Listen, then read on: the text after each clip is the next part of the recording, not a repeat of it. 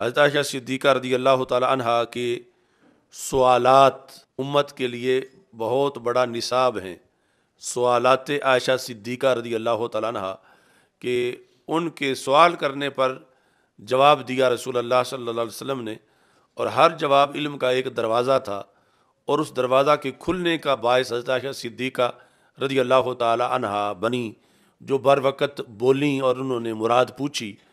اور سرکار دو عالم صلی اللہ علیہ وسلم نے بیان کی۔ یعنی اگر وہ نہ پوچھتیں تو پتہ نہیں کتنے ایسے مسائل باقی رہ جاتے کہ جب بعد والے ان میں اٹک جاتے تو پھر نبوی جواب نہ مل سکتا، اپنی طرف سے پھر سوچتے رہتے۔ تو انہوں نے بر وقت رسول اکرم صلی اللہ علیہ وسلم سے اس بارے میں سوال کیا، اور وقت بھی انہیں اس میں کافی ملا رسول اکرم صلی اللہ علیہ وسلم سے یہ جوابات سیکھنے کے لحاظ سے۔ تو اس کی ایک مثال یہاں حدیث میں موجود ہے کہ نبی اکرم صلی اللہ علیہ وسلم نے ارشاد فرمایا، من حوسب عذب، من حوسب عذب، من حوسب شرط ہے، عذب جزا ہے، اور اس کے اندر استغراق ہے۔ جس کا بھی حساب قیامت کے دن کیا جائے گا اسے عذاب دیا جائے گا۔ من حوسب عذب، یعنی یہ جو عموم ہے من کا، اس بنیاد پر عائشہ صدیقہ رضی اللہ تعالی عنہا نے سوال کیا، اس فرمان نبوی کو سامنے رکھ کر آیت پیش کی۔ فقلت، تو کہتی ہے میں نے کہا، اولیس یقول اللہ، کہ اللہ تعالیٰ یہ نہیں فرماتا فسوف یحاسب حسابا یسیرا، کچھ لوگوں کے بارے میں کہ ان کا حساب آسان ہوگا، فسوف یحاسب حسابا یسیرا، تو آسان ہوگا تو پھر مطلب یہ ہے کہ حوسبا تو ہوگا مگر عذبا نہیں ہوگا، کیونکہ وَيَنْقَلِبُ إِلَىٰ أَهْلِهِ مَسْرُورًا، تو وہ تو خوش خوش اپنے اہل کی طرف جائے گا کہ پاس ہو گیا ہوں۔ تو ادھر من حوسبا عذبا کہ جس کا بھی حساب کیا جائے گا اسے ہی عذاب دیا جائے گا، تو اس سے پتہ چلتا ہے کہ کوئی بھی عذاب سے نہیں بچے گا، جبکہ آیت کہتی ہے کہ کتنے لوگ ہیں جن کو عذاب نہیں ہوگا اور ان کا حساب ہوگا لیکن عذاب ان کو نہیں ہوگا۔ تو یہ یعنی اس طرح علمی سوالات تھے حضرت عائشہ صدیقہ رضی اللہ تعالی عنہا کے۔ تو آپ فرماتی ہیں کہ رسول اکرم صلی اللہ علیہ وسلم نے جواب دیا، اور یہ ایک ایک حدیث یعنی نصاب ہے جواب دینے کا کہ جواب کیسے دیا جائے، جہاں بھی اس طرح کے تعارض ہیں جواب کیسے دیا جائے۔ تو اس میں جو رسول اکرم صلی اللہ علیہ وسلم نے جواب دیا، جو اولین جواب ہے اس کے اندر حوسبا میں تعویل ہے، اور بعد میں محدثین نے پھر عذبا کے اندر تعویل سے دوسرا جواب بھی دیا، لیکن پہلا جواب جو ہے وہ ہے حوسبا میں، کہ رسول اکرم صلی اللہ علیہ وسلم نے ارشاد فرمایا کہ یہ جو محاسبہ ہے دونوں جگہ، چونکہ حاسبا یحاسبو و حوسبا یحاسبو، تو ایک جگہ ماضی مجہول ہے دوسری جگہ مضارع مجہول ہے، تو اس کے اندر آپ نے فرمایا کہ حساب کی دو قسمیں ہیں، محاسبہ ہونے کی دو قسمیں ہیں، محاسبہ ہونے کی دو قسمیں ہیں، ایک ہے محاسبہ بمعنی عرض اور دوسرا ہے محاسبہ بمعنی مناقشہ۔ یہاں پر جو لفظ ہیں کہ حدیث کے من حوسب عذب، یہاں محاسبہ بمعنی عرض نہیں، محاسبہ بمعنی مناقشہ ہے، محاسبہ بمعنی مناقشہ ہے۔ اب عرض کیا ہے؟ عرض ہے لغوی معنی پیش ہونا، پیش ہونا، مثلا عدالت میں بلا تشبیہ و تمثیل محض کسی کا کھڑا ہو جانا، حساب کے لیے اپنے آپ کو پیش کر دینا، یہ ہے عرض۔ اور مناقشہ یہ ہے کہ اس سے ایک ایک چیز کا پھر پوچھا جانا اور اس کا جواب دینا۔ تو جو صرف عرض ہے، صرف کھڑے ہو جانا کہ کھڑے ہونے پر ہی اس کا فیصلہ کر دیا گیا ہے کہ یہ کامیاب ہے، آگے پوچھا ہی نہیں گیا، تو یہ بھی محاسبہ تو ہے لیکن بمعنی عرض ہے۔ اور جو کہ جس سے پھر ہر منٹ کا، ہر دن کا، ہر گھنٹے کا، ہر سیکنڈ کا سوال ہو، وہ ہے محاسبہ بمعنی مناقشہ۔ تو رسول اکرم صلی اللہ علیہ وسلم نے فرمایا کہ انما ذالک الارض، وہ جو فسوف یحاسب حسابا یسیرا ہے، وہاں پر محاسبہ بمعنی عرض ہے، محاسبہ بمعنی عرض، کہ صرف پیشی ہوگی، آگے مواخذہ نہیں ہوگا، ایک ایک بات پوچھی نہیں جائے گی، صرف پیشی ہوگی۔ اور یہ جو ہے منحوسبہ عذبہ، یہ ہے کہ جب مناقشہ جس کا ہوگا تو اسے عذاب ضرور ہوگا۔ ان دونوں میں فرق ہے، یعنی منحوسبہ میں محاسبہ اور معنی میں ہے، فسوف یحاسب میں محاسبہ اور معنی میں ہے۔ فسوف یحاسب کے اندر بمعنی عرض ہے، صرف پیش ہونا کسی کا، آگے پوچھا نہیں گیا، صرف پیش ہوا۔ اور یہ جو ہے دوسرا منحوسبہ، یہ ہے کہ صرف پیش ہونا کافی نہیں ہے، آگے پھر ہر ایک بات پوچھی جائے گی۔ تو جب پوچھی جائے گی ہر زندگی کا، ہر سال، ہر ہفتہ، ہر دن، ہر گھنٹہ، ہر منٹ، تو پھر کوئی نہ کوئی ضرور بات نکل آئے گی اتنی لمبی زندگی کے اندر، تو وہاں ہے عذبہ۔ تو مطلقاً حساب جو ہے، یعنی جہاں فسوف یحاسب حسابا یسیرا ہے، وہاں صرف پیشی مراد ہے، وہاں ہر بات کی تفتیش مراد نہیں ہے۔ اور یہ جو ہے منحوسبہ، یہاں پر مناقشہ، یعنی مناقشہ تفتیش پوری،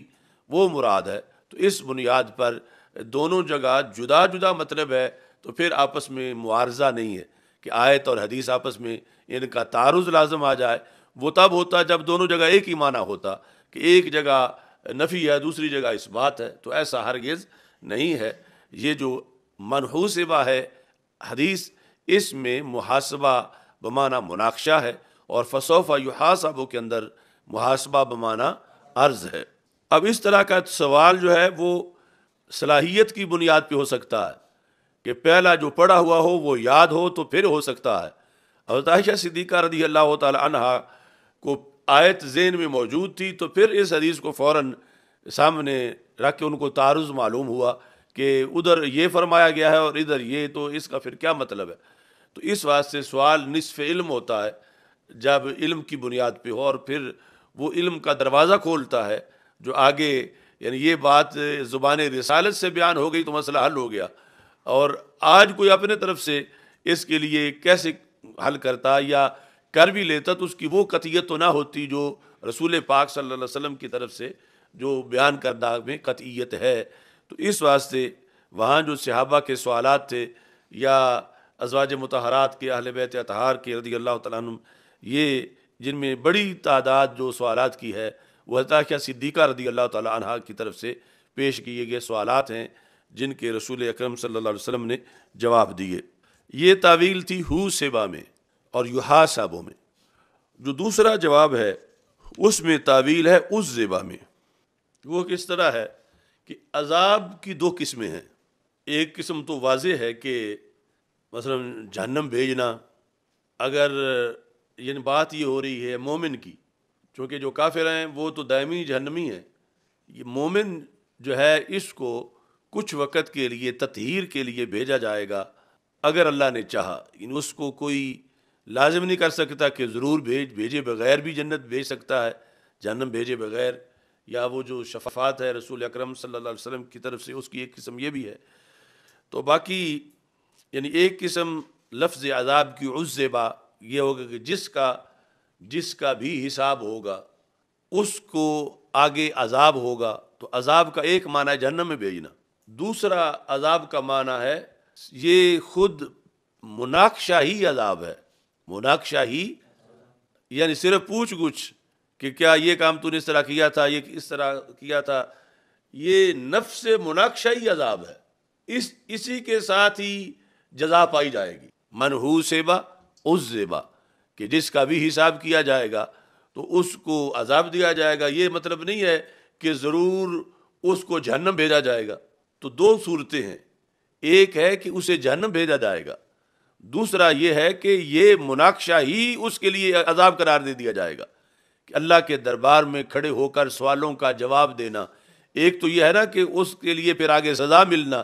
اس کے بغیر ہی صرف یہ جو مناقشہ ہوا ہے، تفتیش ہوئی ہے، اسے ہی اللہ تعالیٰ کی طرف سے عذاب شمار کر دیا جائے گا کہ اب مناقشہ ہو گیا ہے لہذا آپ جنت چلے جاؤ۔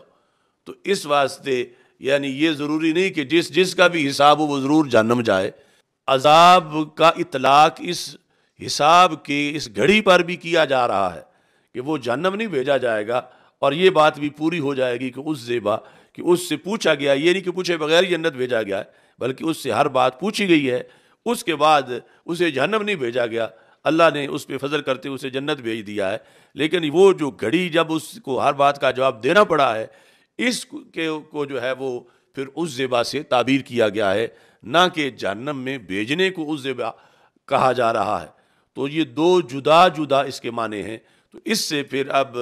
یہ مطلب صحیح واضح ہو جائے گا کہ منحوس زیبا اس زیبا، ایک اس زیبا وہ ہیں جنہیں جہنم بھیجا جائے گا، دوسرے اس زیبا وہ ہیں جنہیں جہنم نہیں بھیجا جائے گا، بلکہ یہ تفتیش ہی کہ مقام عذاب کے قرار دی جائے گی اور ان کا معاملہ ختم ہو جائے گا اور وہ جنت چلے جائیں گے۔ یہ دوسرا جواب ہے۔ تو اس حدیث سے یہ جو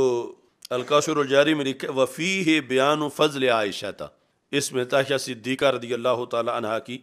فضیلت کا ذکر ہے، وقوت فہمہا، ان کی جو قوت فہم تھی اس کا ذکر ہے،